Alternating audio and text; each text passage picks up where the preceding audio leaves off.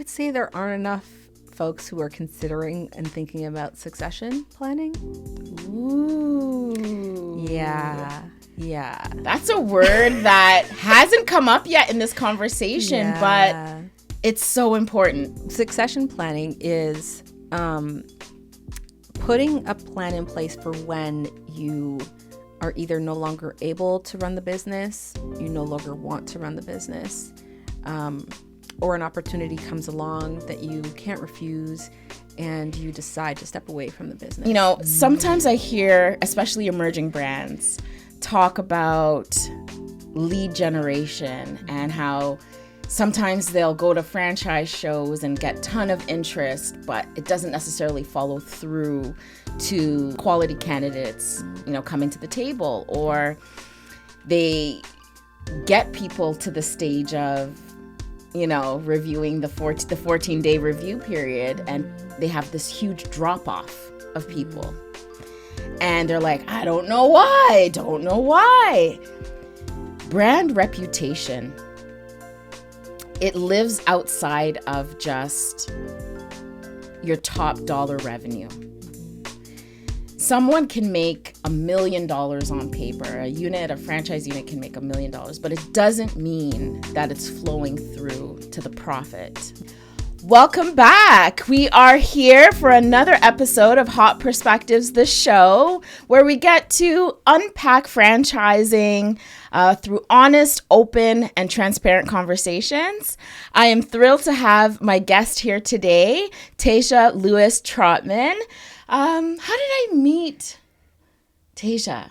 So this must have been a good year ago, where I think I was doing a webinar and your hubby was on there. Yes. And he liked what I had to say about the franchising stuff and was like, I think you should meet Taisha. Yeah. And we met, and I learned so much from you about your experience with franchising and franchise contracts and law as a legal professional, and we just hit it off. Mm-hmm. And so I thought, if we're going to be unpacking legal side, contract law, the only person I want on this show is Taisha.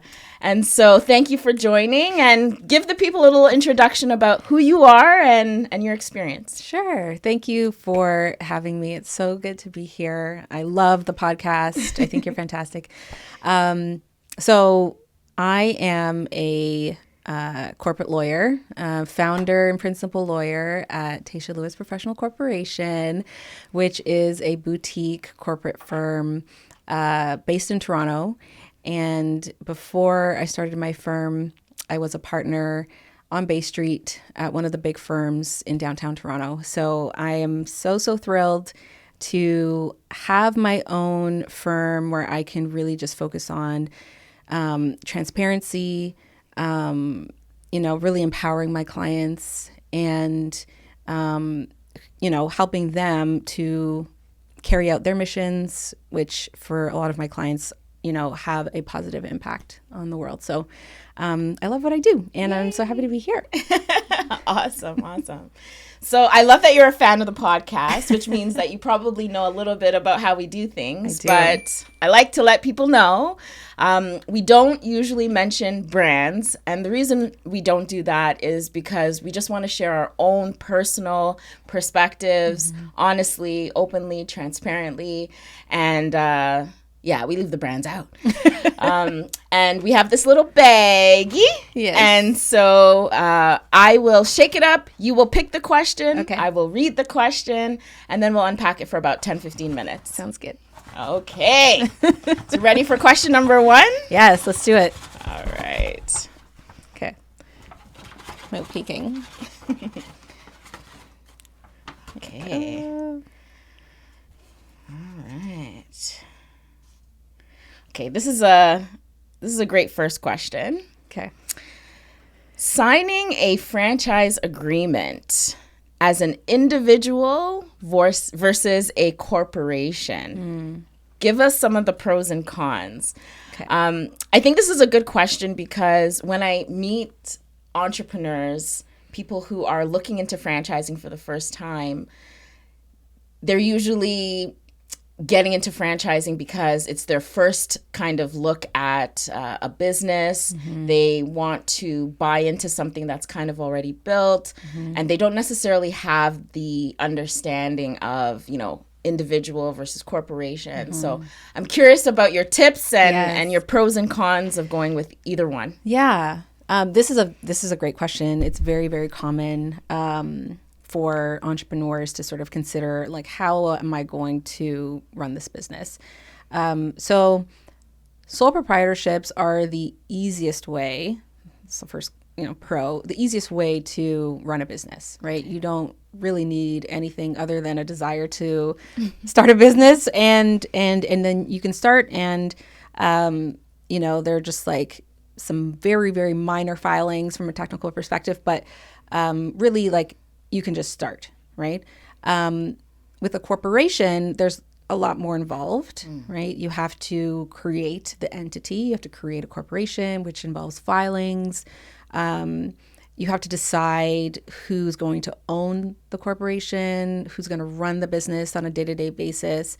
And there are a whole set of laws that sort of come into effect once you've created a corporation. And so just being aware and mindful of what those obligations are, is sort of a separate consideration. Okay.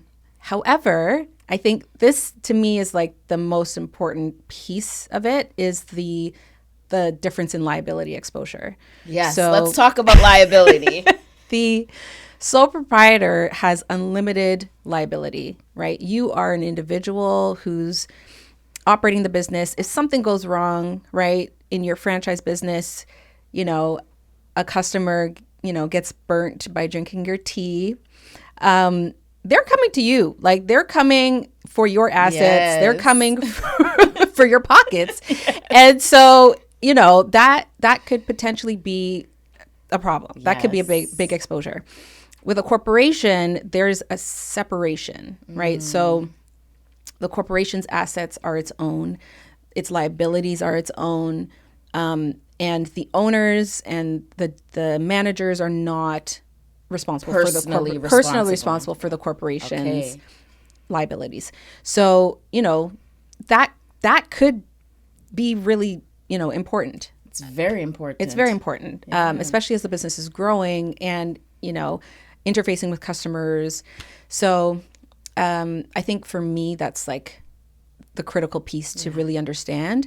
And then the other pro I would say is, I'm not a tax lawyer, but the taxes. Corporations have a lower tax rate than individuals. And so, we of course want folks to be successful. And so if they are running a profitable business, you could be paying more tax you will be paying more tax as an individual than as a corporation running the business. So I'd say, I really do encourage business owners to consider the corporate structure because just the liability and the taxes, it really makes a difference. Yeah. I know you said the steps involved are more simple for sole proprietorship. Yes. It's a mouthful there. What about cost? Is it more expensive to incorporate? It is. Okay. It is, yeah. So with a sole proprietorship, if you are not operating under your own name, right? So if it's not like Taisha's Cookies, then you have to register the name, right? So if the name is like Delicious Smoothies Inc., or not Inc., because that's only for corporations, but Delicious Smoothies, then you have to register that so that the public, people know who is running the business. For corporations, there's an incorporation fee. There are, on an ongoing basis, you have to maintain and do filings with the government.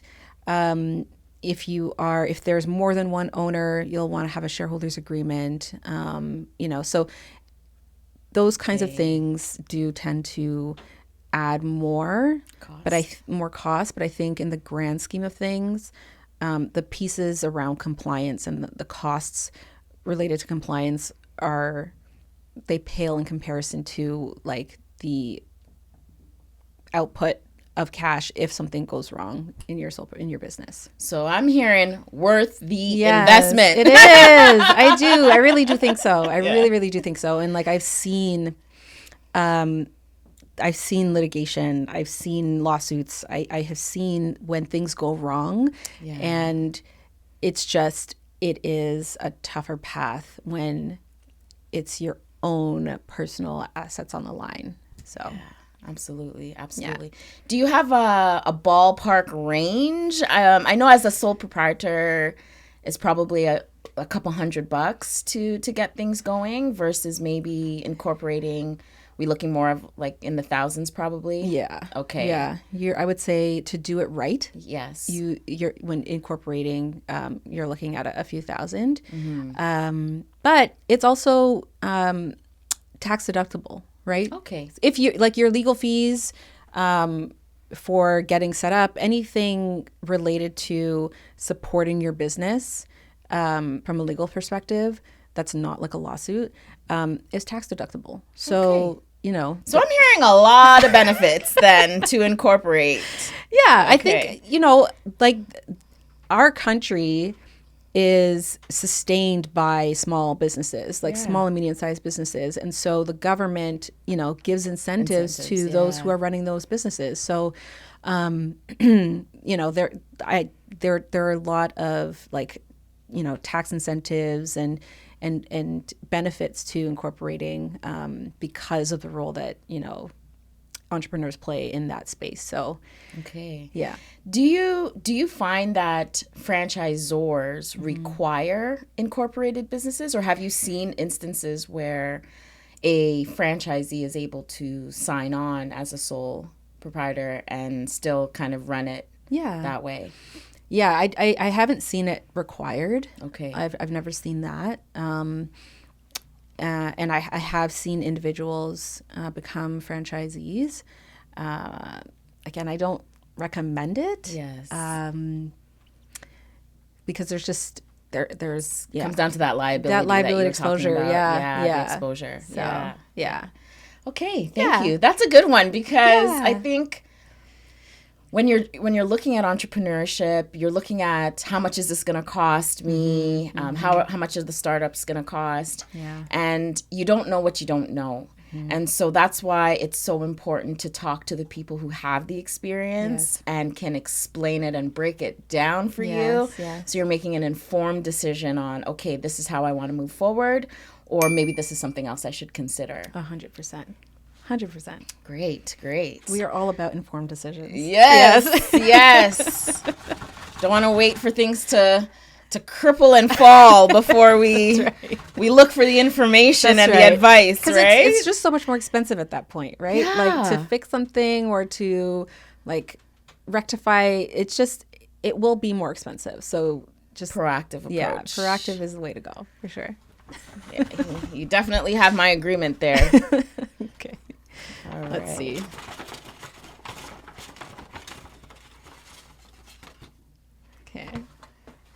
Okay. Love the sparkles. Thank you. Fresh. Okay. This is kind of like right in tune. Next up, exploring partnerships. Because you briefly mentioned partnerships just now. Yes. What's one piece of advice you would give a potential, I guess, people exploring partnerships for the first time? What's something that they should think about? What's some advice you can give people? Like joining a franchise? So if you are exploring entrepreneurship and you are thinking, I want to go in with somebody, with a partner. I see. Yeah. So my best friend and I, we've been doing each other's nails for years, and now we're thinking of potentially joining a franchise brand that does that. Got it. And we want to go in as partners. Okay. Yeah.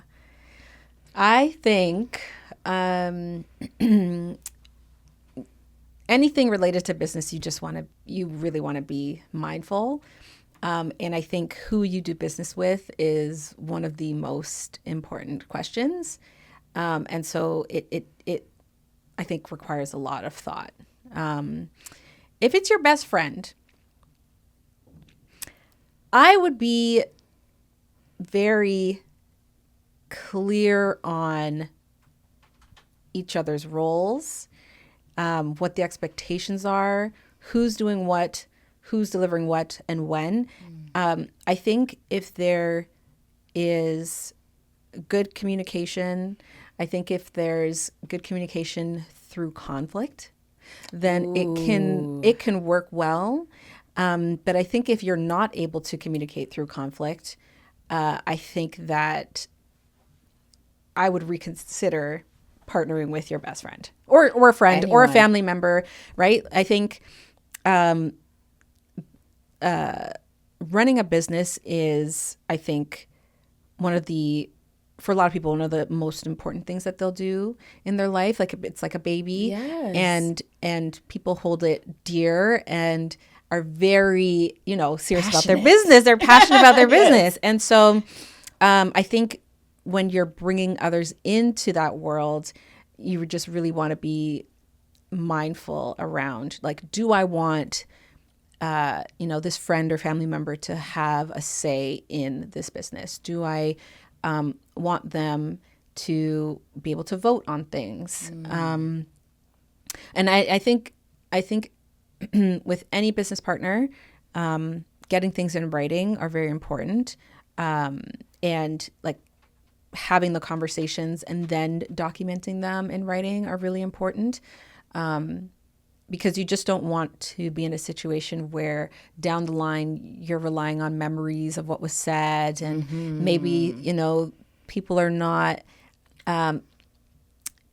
feeling as collaborative, and maybe feelings are involved, and then it's harder to come to an understanding and really know, like, okay, how do we move forward? If it's in writing, then you can just turn back to it and say, yeah, this is what we agreed to. If, things were to get a little shaky, and this when things get a little shaky. Not if. When things get shaky. Yes. And I wanted to bring the conversation back to conflict because firstly, I'm kind of obsessed with conflict right now and conflict resolution because we are seeing it so much more. There's so much going on in the world. There's so much going on in the economy. And a lot of us are going through it. And so we're human beings, and even sometimes with the best intentions, we end up in conflict and disagreement.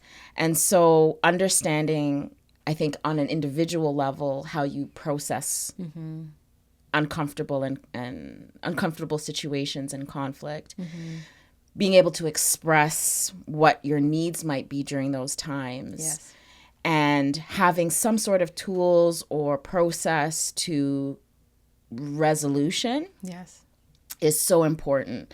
So, I mean, I've never been, I guess, in a situation where a partnership within a business venture was, the topic of discussion. But I'm sure you have seen it in your line of work. So can you share a little bit about maybe some best practices of how people who eventually get to conflict or just disagreement, how they can move forward and through it? I think the proactive approach is a good start. So I think in business, if you have incorporated, you're looking at a shareholders agreement. If you are in a partnership, then it's a partnership agreement, right? Just getting in writing.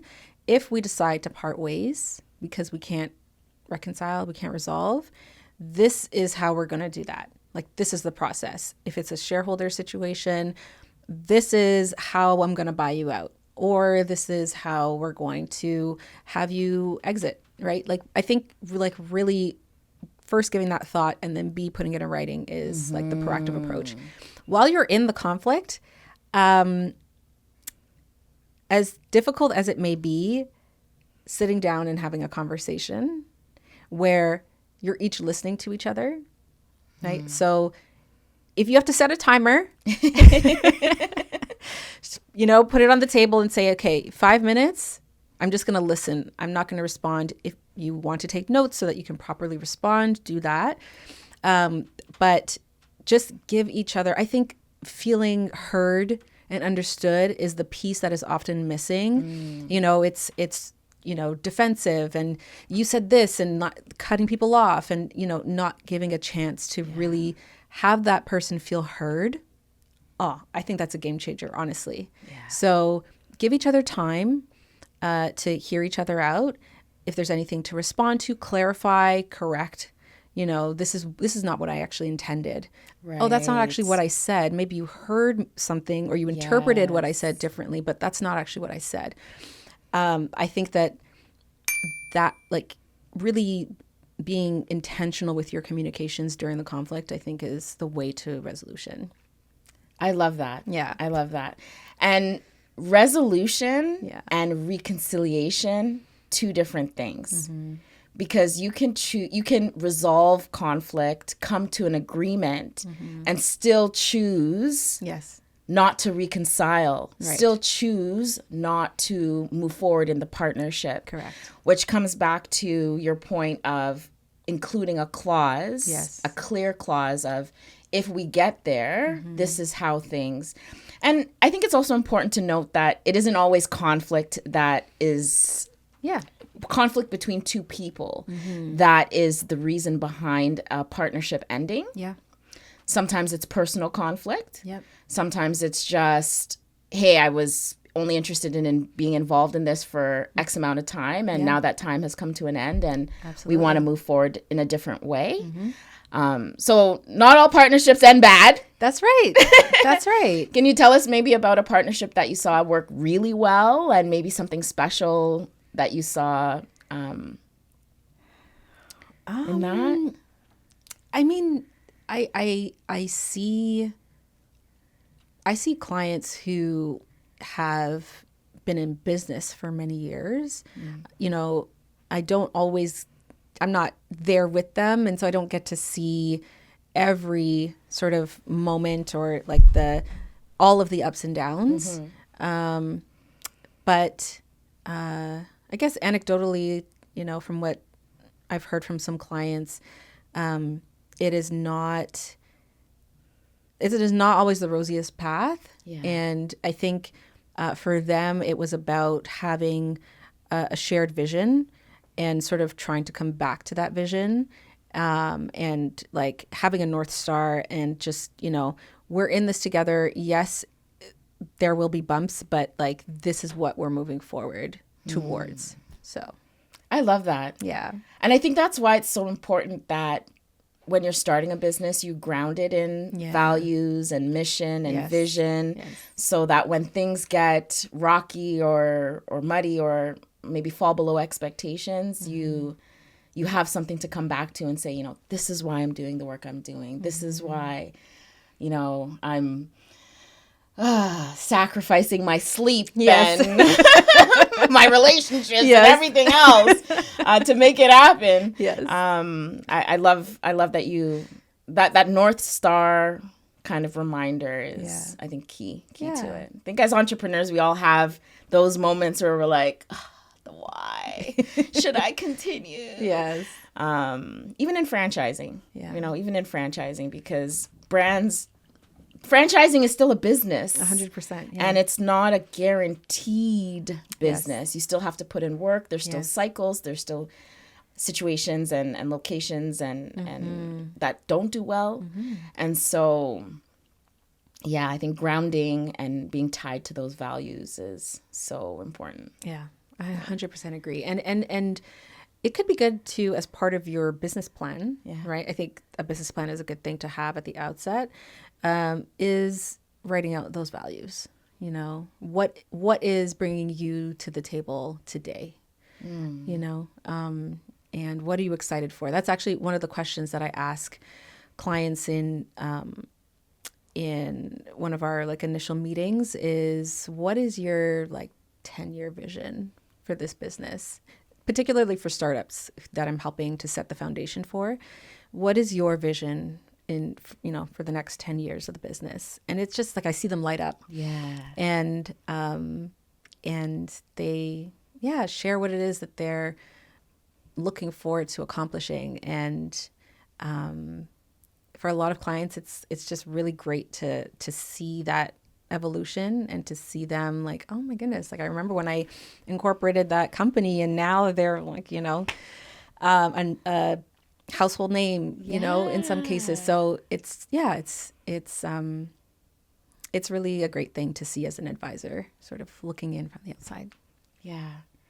I've had the opportunity to support franchisees that come in, not knowing much at all about the brand, really green, like nervous, but passionate and dedicated, and opening their first location and going through that process with them and working through that tough first year. And okay, we've made it through the first year. Like, what does the next 2 years look like? Are you still happy with the brand? Like, do you want to continue to grow? Are you okay with just one location? And being able to see them go from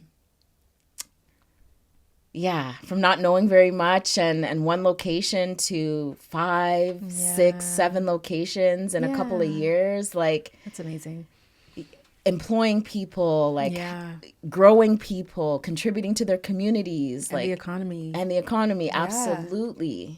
Really building a legacy for themselves and for their families. It's beautiful. Yeah. So I love that we both get to do that and support that. I really in the do work love we it. do. Right. I really love it.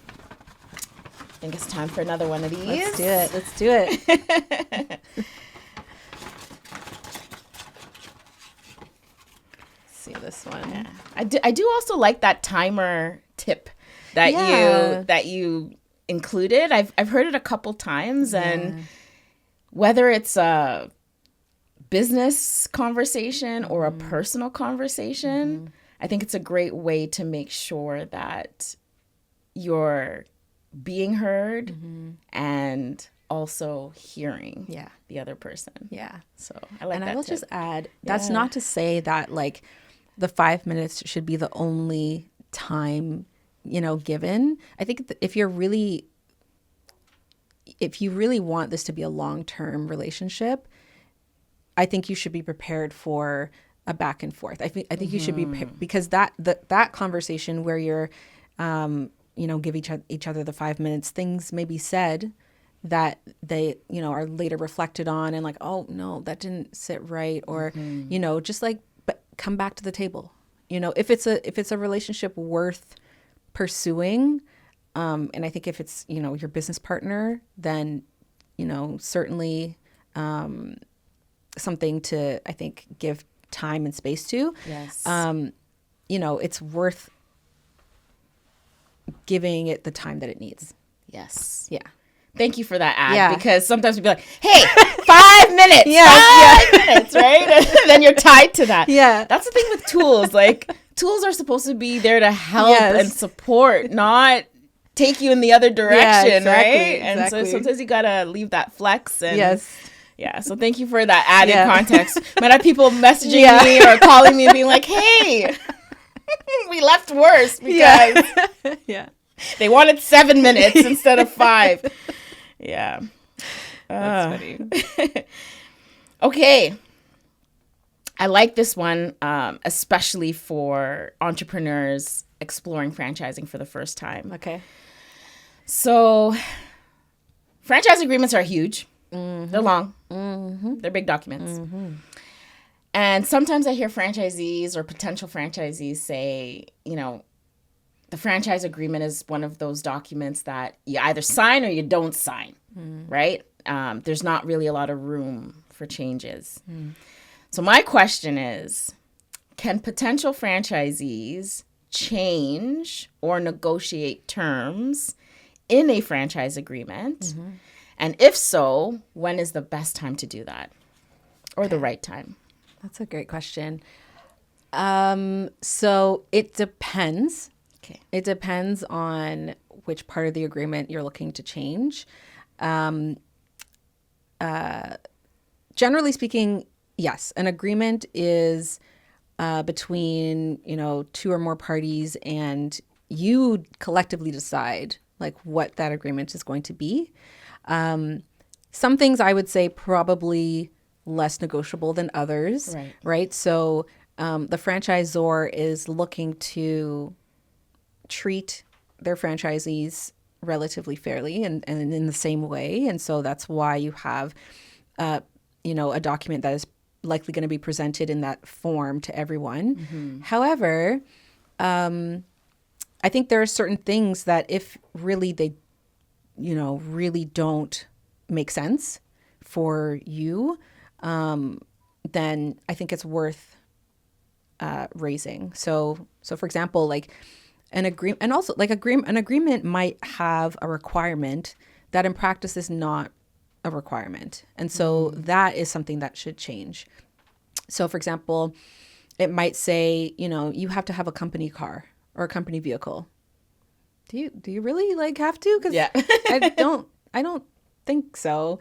And so where it might say franchisee shall have a company vehicle, you could change that to may have a company vehicle, and then it's not a requirement anymore. It's optional, right?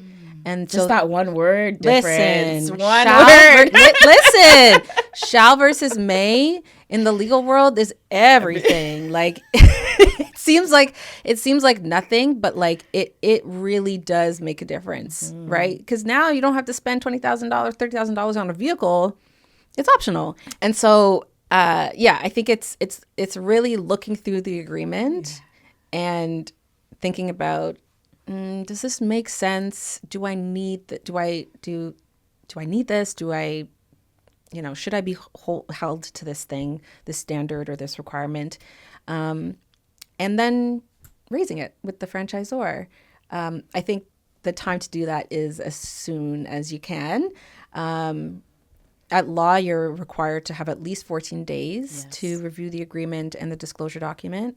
And so take that time, review, make a list of your questions, get counsel, like get advice from a lawyer if you you should be doing that. Yes. Yes. Don't sign unless you have someone that knows what those terms mean. And the franchisor is assuming that you've done that. Yes. So,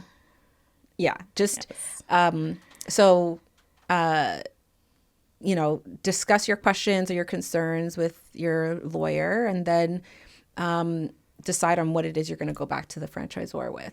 But absolutely, like I've marked up franchise agreements and proposed changes, and so like it's for sure it's something that you can absolutely do. Good.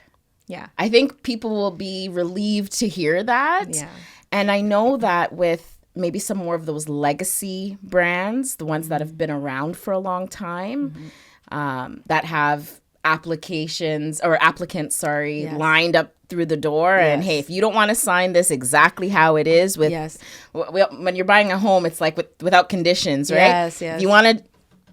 If you don't want to sign it, then the next person's going to sign it. Yes. But we are in an age of a lot of emerging franchise brands, fresh startups. We have brands coming from the States to Canada for the first time, where legal requirements might be a little bit different there versus here. And so I think it's so important for people to understand that they have power. You still hold the power. Even if it's an E versus an or, you have power, and you should ask those questions and get clarity and advice and guidance from professionals who know what they're doing. Because franchise agreements last, most of them, 10 years for that first term. Yeah. And 10 years is a long time. It's a long time. A lot can happen in 10 years, right? And if you're on the hook for something for 10 years, you want to be aware of what that is so that you can make an informed decision. Yes. Yeah. Informed decisions. We're all about informed decisions, okay? I love that. Yeah. Let's see. Is there any other questions I have on that? Have you ever seen it where, I mean, most people, I would say, sign that franchise agreement right before they, take possession or move forward with their decision. But I do see that franchise agreement coming back out when issues arise, when concerns arise, when there's conflict with the franchisor. Is there ever an opportunity after it's signed to amend terms of the agreement after the 14 days have passed? Yeah. Yeah. So an agreement. So first you want to look at the amendment provisions. So most franchise agreements will have a provision that speaks about how the agreement can be changed. Okay. So that's like the first place you'll want to look. And it will likely say something along the lines of, both parties have to, or, all parties have to agree to the change. So the difficulty with that is you've lost your bargaining power once you've signed the agreement. So getting the franchisor to agree to change it becomes much more challenging at that point. So can it be changed?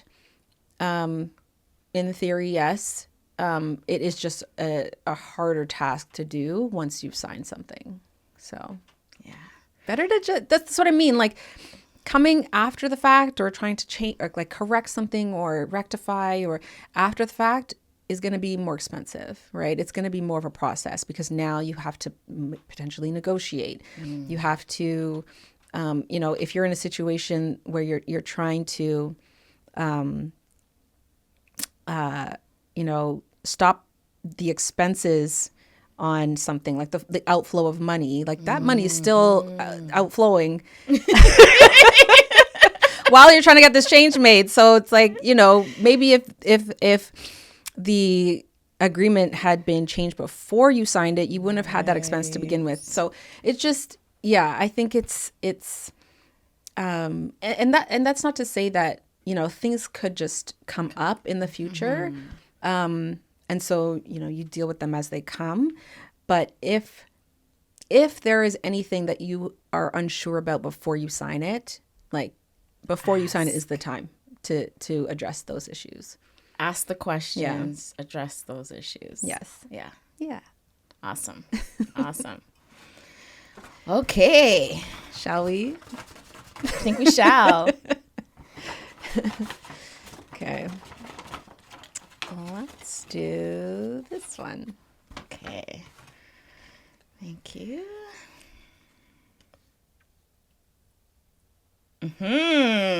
Okay.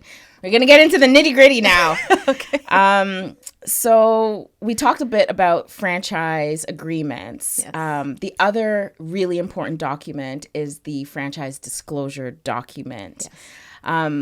I'm going to get you to explain a little bit about maybe the difference between the two in a minute, but I need to ask the question first. Yes. Okay.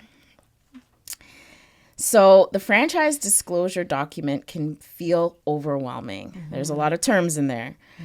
What parts should first-time buyers focus on?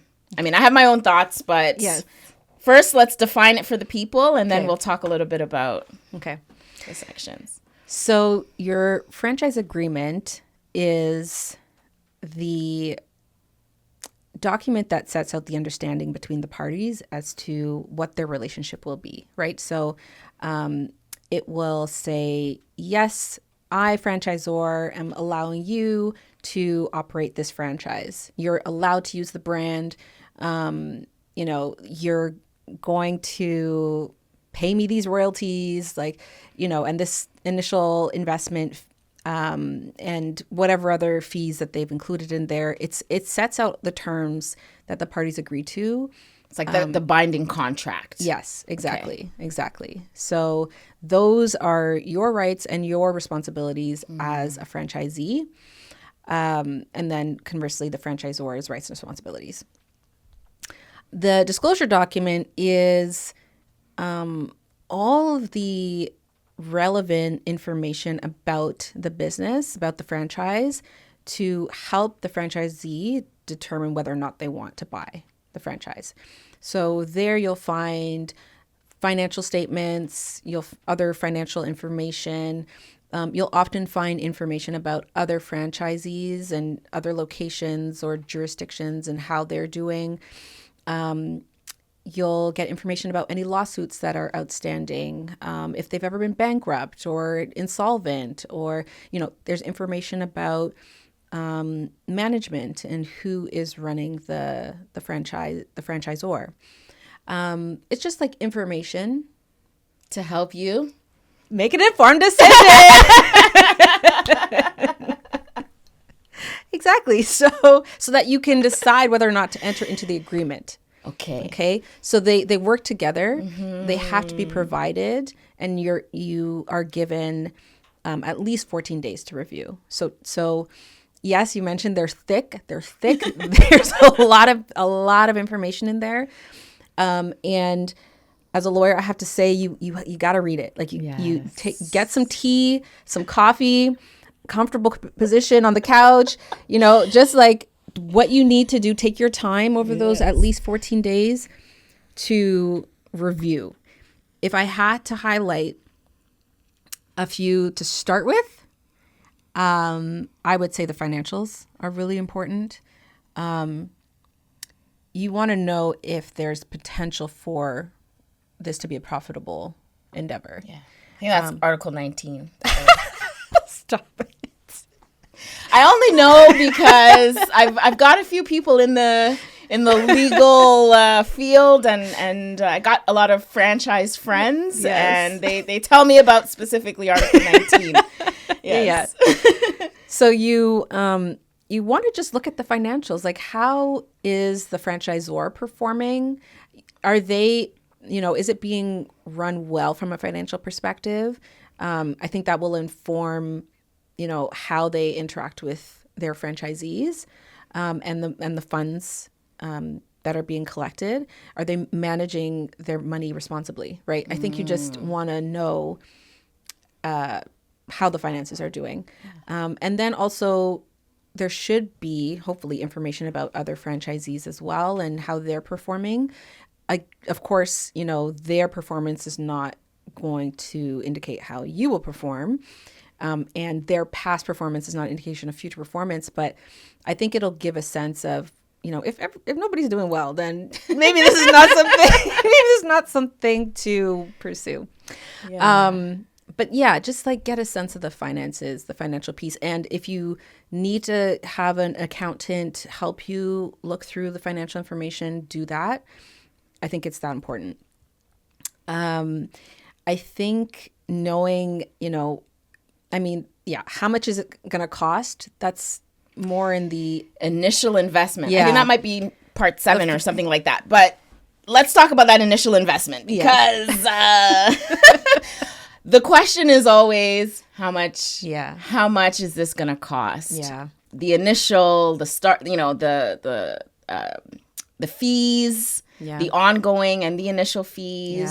Yeah. The marketing fees. There's usually like a marketing fund that, every franchisee contributes to, and then they take those dollars and they do what they do. If you need to transfer the franchise in the future to somebody else, there's likely going to be a transfer fee.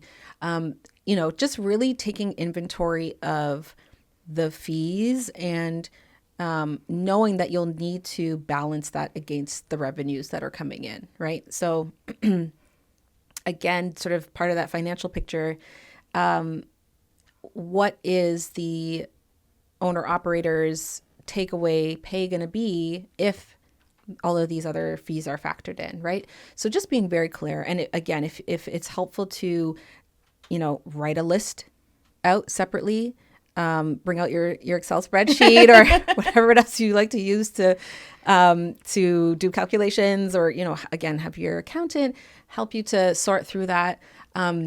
But yeah, being very clear on the fees on an ongoing basis, I think is really important.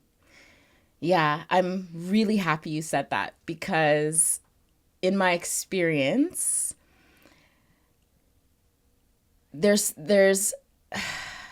I don't like to call them hidden fees, because I don't think franchisors intentionally leave important information out. Yeah.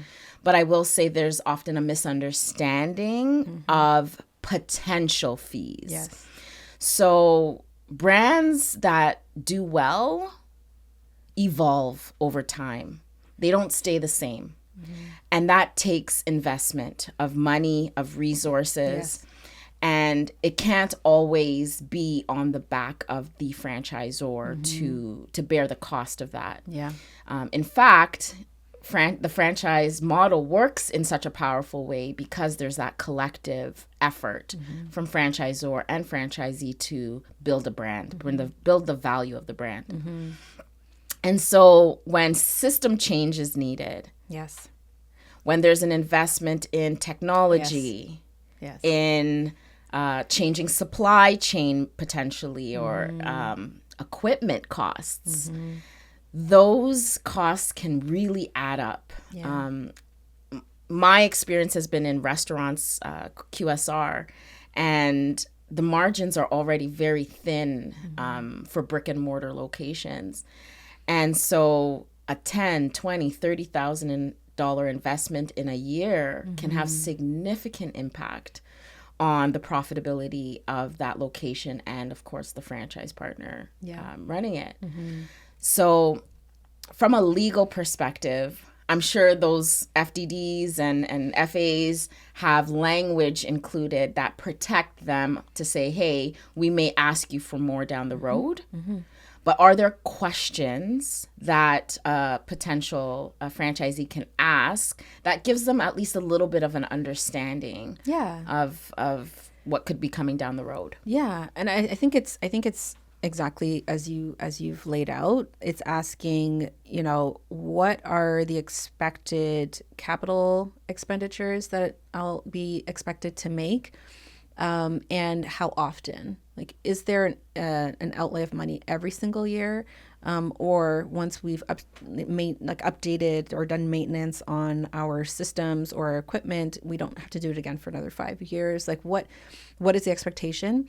I think that question goes to the franchisor and to as many other franchisees as you can talk to, because they're living it, right? Like they know what they spent last year. Right. Yeah. And that's valuable information. Like, this is just part of your due diligence. Like, this is part of the, that 14-day plus period to get as much information as you can. But yeah, I highly, highly recommend reaching out to other franchisees to get hands-on, real world. This is what I spent in the last 5 years. Yeah, I'm glad you brought up the due diligence. Yes. And talking to existing and sometimes past franchisees. Yes. And I'm going to say the things because, we're on the Hot Perspective show and that's what we do. But, sometimes I hear, especially emerging brands, talk about lead generation and how sometimes they'll go to franchise shows and get ton of interest, but it doesn't necessarily follow through to quality candidates, coming to the table, or they get people to the stage of, reviewing the 14-day review period, and they have this huge drop off of people, and they're like, I don't know why. Brand reputation, it lives outside of just your top dollar revenue. Someone can make $1 million on paper. A franchise unit can make $1 million, but it doesn't mean that it's flowing through to the profit. Yeah. What's left over at the end of the month, at the end of the year. And when things go wrong and there's conflict, if your potential candidate is going to talk to franchisees during a time when you are with your franchisees, when they're not feeling supported, when they're questioning their own future in the brand, or when, they haven't heard from you in a year, I'm not saying all franchisees would go as far as maybe giving all the tea on the franchisor, but people talk. Yeah. And sometimes that brand value and that brand value is 100% wrapped up in the reputation and the relationship that you have with your franchisees. Contracts set the terms. How we communicate sets the tone. And how we treat each other builds the culture. Yeah. What's the thing people do now? This one. Clocking it. Yeah. What I want to say is it's important to have a pulse on the culture of the brand. Yes. Because even sometimes if you're making a decent amount of money, if you're dreading going to work every day, if your heart skips a beat or you have an anxiety attack every time you see the phone ring or you get an email from head office, it's going to impact you. It's going to impact how you show up. Yeah. And so I think it's so important outside of the contractual terms to have a pulse check and a feel of the culture of the brand. Yeah. I totally agree. And I think that's, part of the reason why we, do the due diligence to check with other franchisees, but also knowing who is managing the business and who is leading the franchisor, what experience do they have in business and in the franchise sector. I think it can be helpful to know, to get a sense of what kind of support and what kind of guidance they can give based on their own experience, right? And so that's part of the due diligence, like Googling the directors and the, C-suite of the franchisors to see like, what have they done in the past and who are these people and, how do they interact with their colleagues and franchisees? Like, what kind of relationship? And maybe, I don't know if, every franchisor is not going to be open to this, but perhaps for the smaller ones to actually have a conversation with those folks, if you can get them on the line, just to see what the vibe is. Yeah. Yeah. Actually, there is a thing that exists. It's called Discovery Days. Yes. Not every franchise brand does it, but there are a few out there that do it really well. Okay. And I've had the privilege of being able to coordinate and participate and lead sometimes those Discovery Days. Yeah. And I think that opportunity to get that face time when you can. Yes. I know we're in a digital world, Yeah. but to be able to get that face time to say, okay, this is who's running marketing. This is what they have on the go right now. Yes. Being able to put faces to names, Yes. Especially when it may be a long time before you maybe see some of those faces live again. Yeah. Before you settle into that term and before that ink dries, I think is a great first step. Yeah. And I think what we're saying is that, like, this process takes time.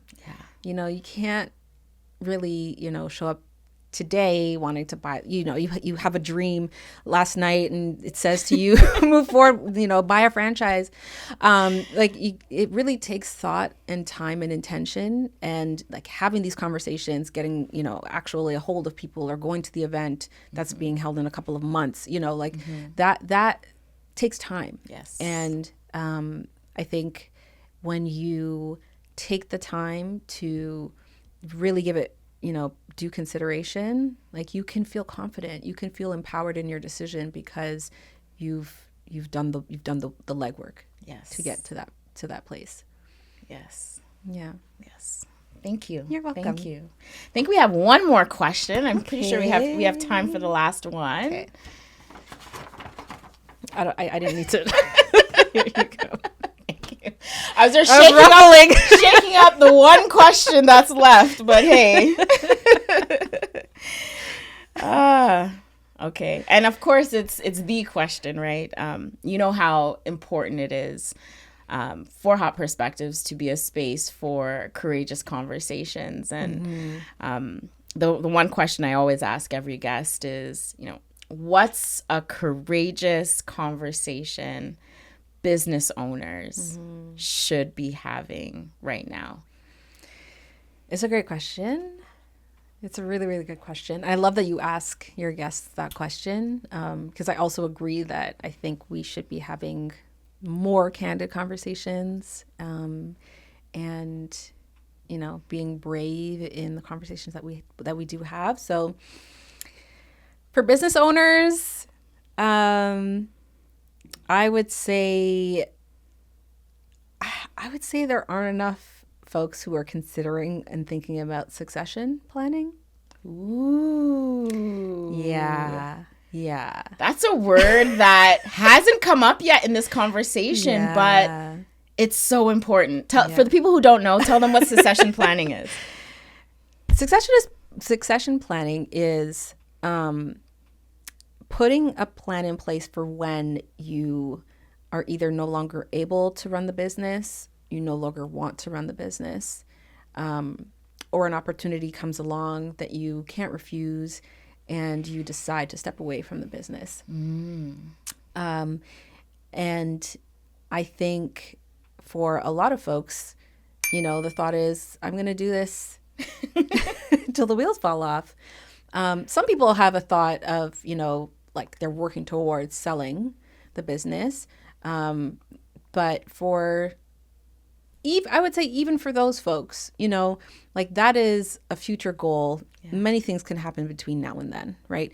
And so I think putting a plan in place that accounts for what happens if you, heaven forbid, get sick, and have to take some time away, who's going to be running the business? If there's a family emergency, if heaven forbid, something more tragic happens, like what is going to happen to your business, right? I think that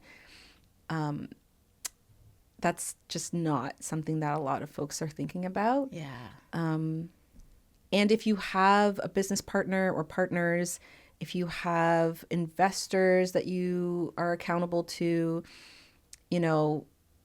I think it becomes like really important to think about what happens if this isn't something that you can continue doing or no longer want to do, right? So. Yeah, and the biggest part that you didn't mention there, because you said, partners, investors, it's the brand now. The brand, yes. At potential risk. Yes. And so succession planning becomes even more critical when you're agreeing to join a franchise model, because the performance of if you're a single unit, you're one unit, but you could have several. Yeah. And if everything falls apart when you walk away, that ripple effect can cause serious damage to the brand. And then sometimes that opens up a completely different can of, can of worms or whatever. Yeah. But it can have a even more significant impact on the finances and the brand value. You might find yourself in litigation really quickly. 100%, because that franchise agreement is still live. It's still live. It likely has a provision that says it applies to successors, heirs, and so if your obligations are not being met because you're not around, you could be in breach. Absolutely you could be in breach and looking at a lawsuit. So it's actually like very, very important, and I think something that just needs to be talked about more. Yeah. That is a good one. I will add one more part on succession planning because I think it's important. So many entrepreneurs, especially those ones either entering retirement or transitioning out of corporate life, when they're looking into a franchise, they're looking at legacy. They're looking at, I want to get a business that I can pass down to my children, to my family members, something that's going to outlive me. And what happens sometimes is people reach that age and stage of, okay, junior, it's your turn to step up and take things over and continue the family legacy. And Junior has his own plan. Junior doesn't want to do that. Right. And so sometimes people find themselves in those situations where they have a successful business that they hoped to pass down to the next generation, and they don't want it. And so what I'd say to people who find themselves in that situation is, it's not a failure just because your initial plan to build a legacy and pass it and keep it into your family didn't work out. You can still have a successful brand. You can still have a successful story, even if it ends with you. And sometimes people get into business because they want to take an underperforming location and grow it and turn it around and sell it. And just like people flip houses, there are people who flip businesses. Absolutely, yeah. And so, I think succession planning and thinking about what happens if I'm not there. Open your mind and think about, putting things in place and not necessarily just relying on, we call them junior, to figure things out. Are there things contractually you can do or legally you can do to kind of be proactive in that planning, in the succession planning? I mean, you can, like if you have a shareholders agreement, right? Like it can speak to what happens if you pass away, if you have to step away for family reasons, if a number of different, like you can really have it say what you want to say, but you can absolutely put that in writing. If you are looking to have the business stay in the family, then I think like everyone just needs to be on the same page with that. Like that is 100% a conversation. Make sure everyone is aligned, checking in periodically. Are you still okay to take on this business? And not just relying on, a conversation you had 15, 20 years ago. Like, Dad, I haven't worked in that store for 15 years. What made you think I was gonna step in and take over now? Right. Like, and I think it's also, I haven't spoken to sort of outside of the shareholders agreement, the legal pieces, because I really think that as important as they are, like these conversations and like being on the same page, like that's where it starts, right? We just document that afterwards and make sure that it's binding, but like you have to be on the same page first. So, thinking about, okay, if I plan to retire in 10 years, on paper, what does that look like? How am I getting through the next 10 years? Who am I bringing in to replace me? When does their training start, right? Really be intentional around this plan. Give it thought, write it down, have as many meetings as it takes to get folks on the same page. And really, if your family does not want to take it on, you got to find somebody else. That responsibility still rests on you. To uphold that agreement and uphold the brand. So, the conversations. And get it in writing. And be proactive with the franchisor. Yes. If you know that your time is coming. it's okay to start that conversation to say, hey, I'm starting to think about this, maybe 6 months from now, a year from now. Yeah. And that way you can both be on the same page. Yeah. And it's the best chance you have at a win-win situation, right? Yes. Yeah.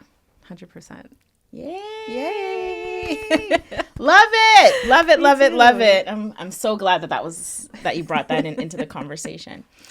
So as we wrap up here, I wanted to give you an opportunity to let the people know if they want to reach out, if they want to get in touch with you, if they want support with their contracts or they're looking into franchising and need someone to help them make sense of it all. How can they find you? Yeah, for sure. So I am on LinkedIn, so you can find me there. I often share tips and tricks for entrepreneurs. So Taisha Lewis Trotman. Feel free to reach me by email. That's Taisha, Taisha, at tlewislaw.ca.